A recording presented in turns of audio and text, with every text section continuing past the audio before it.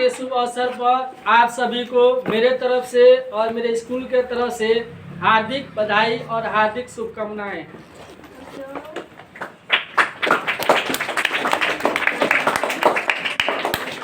अभी जो समय चल रहा है वह दुर्गा पूजा का समय चल रहा है, तो सबसे पहले हम लोग जानने का प्रयास करेंगे कि दुर्गा पूजा क्यों मनाया जाता है, इसके पीछे क्या पौराणिक कथा है। तो आपको ये पता है जिस देश में रहते हैं उस देश का नाम भारत है, उस देश का नाम हिंदुस्तान है, उस देश का नाम इंडिया है। और ऐसे कहा जाता है कि भारत जो है त्योहारों का देश माना जाता है और इस देश में हर तरह के हर कास्ट के लोग रहते हैं और सब कास्ट का सब जाति का जो त्यौहार होता है अलग अलग होता है। तो जो आज का जो त्यौहार है, इस दौर का जो त्यौहार है वह दशहरा है और दशहरा को नवरात्रि के नाम से भी और विजयदशमी के नाम से भी जाना जाता है। तो सबसे पहले हम लोग जानेंगे कि यह त्यौहार क्यों मनाया जाता है। तो यह त्यौहार एक ऐसा व्यक्ति था जिसका नाम था महिषासुर। महिषासुर एक ऐसा कहा जाता था कि वह आधा उसका शरीर जो था दैत्य का था, यानी आधा शरीर जो था राक्षस का था और आधा शरीर उसका भैंसे का था। वह क्या करता था, वह ब्रह्मा का भक्त था। ब्रह्मा को वह तपस्या करता था। ब्रह्मा जी उसकी तपस्या से काफी खुश हुए और ब्रह्मा जी प्रकट हुए और बोले कि तुमको क्या इच्छा है, तुम क्या मांग करते हो। वो कहा कि मुझे ऐसा वरदान दीजिए जो मुझको कोई न मार सके, न देवी देवता और न कोई मनुष्य मुझके मार नहीं सके, मुझे ऐसे शक्ति दी।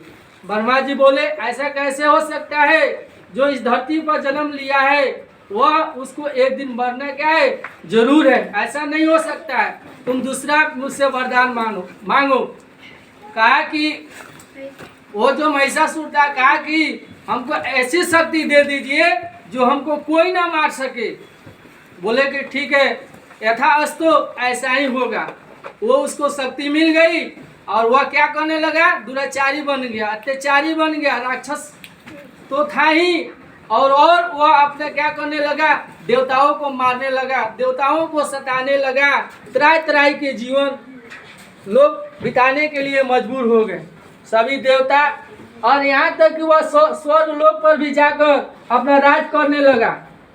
उसके बाद से जितने देवी देवता लोग थे वह गए ब्रह्मा विष्णु और महेश के सामने और जाकर उन्होंने कहा कि ये हम लोग को जीना दुर्भर कर दिया है, यह आतंक फैला दिया है, यह अत्याचार कर दिया है और आप हम लोग इनसे क्या कीजिए, छुटकारा कराइए, हम लोग का रक्षा कीजिए।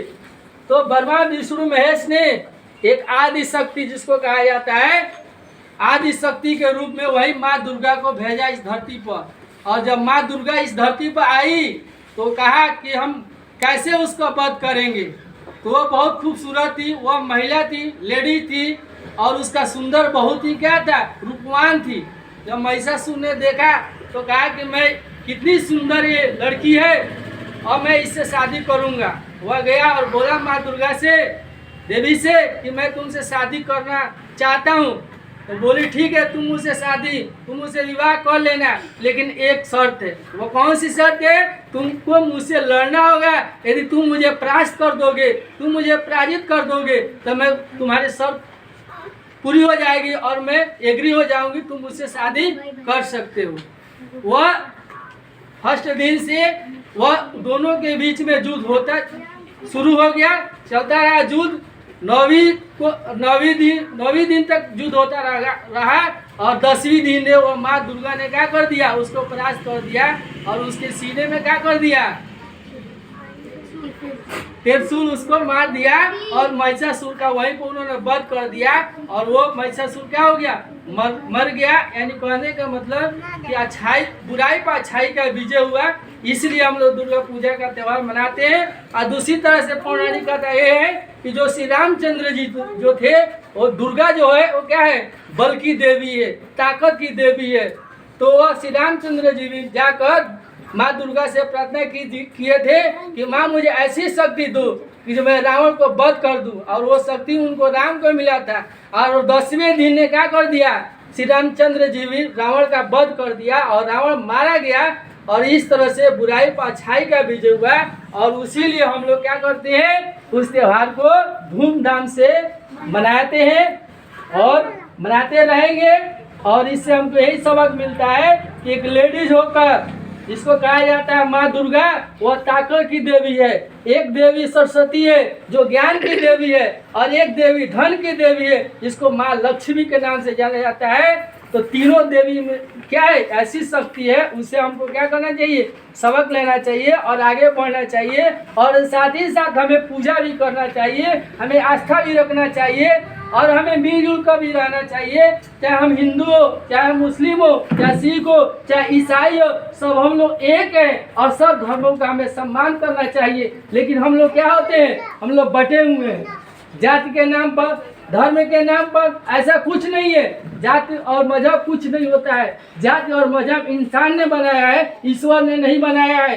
क्योंकि हमको जब कष्ट होता है तो दुख होता है तो हम लोग कहते हैं भगवान हमारी सहायता करे, भगवान हमारी मदद करे, भगवान हमारी रक्षा करे। वही मुस्लिम लोग उसको खुदा के नाम से जानते हैं, कोई गॉड के नाम से जानता है, कोई भगवान के नाम से जानता है, कोई ईश्वर के नाम से जानता है। लेकिन भगवान का ही नाम अलग अलग लेकर हम लोग पुकारते हैं। और भगवान चाहे मुस्लिम हो चाहे हिंदू हो, सबकी बात को सुनता है और सबकी क्या करता है, रक्षा करता है। समझ में आ रही बात? तो इसको आप लोग धूमधाम से मनाइए और आस्था है और इसमें विश्वास भी करना चाहिए। इन्हीं शब्दों के साथ मैं अपने बात को समाप्त करता हूँ। जय हिंद।